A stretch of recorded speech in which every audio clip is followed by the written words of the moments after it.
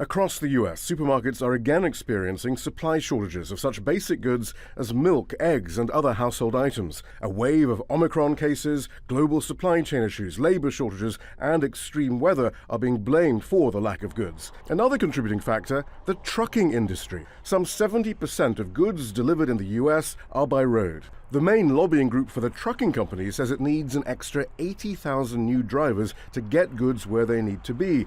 And to help meet the demand for drivers, people as young as 18 could soon be allowed to drive trucks interstate after completing a federal apprenticeship program. 4 decades ago, in 1980, deregulation turned much of the trucking industry into what we now call the gig economy. Drivers are not paid for the time on the job, but for miles traveled.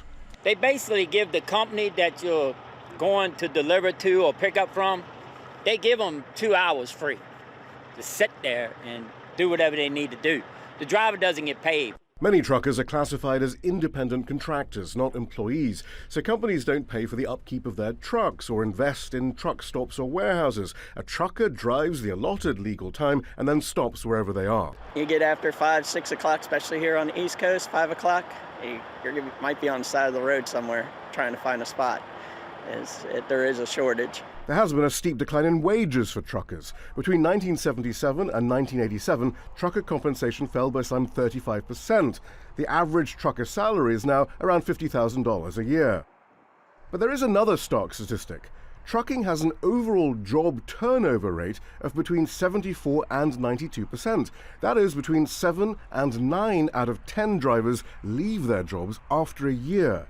We reached out to the American Truckers Association, but they declined to speak to us. But the US Census, in fact, shows a record number of qualified truck drivers in the US. That's why others say the problem lies elsewhere. There is no shortage of truck drivers in the United States. In fact, we have a surplus of drivers.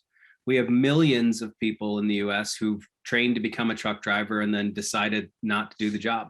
Dr. VISCELLI says the trucking industry has used the same tactics since deregulation in 1980 to insist on further deregulation so that it can have as many workers to choose from as possible. That way, it can offer the least wages and benefits while maximizing its profits. Simply lowering the driving age is not going to make things better. It burns them out. Most people won't last 6 months. Something we've heard throughout this supply chain crisis is that it's decades of deregulation that focused on corporate profits instead of building infrastructure like truck depots, for example, and taking care of workers that got us here.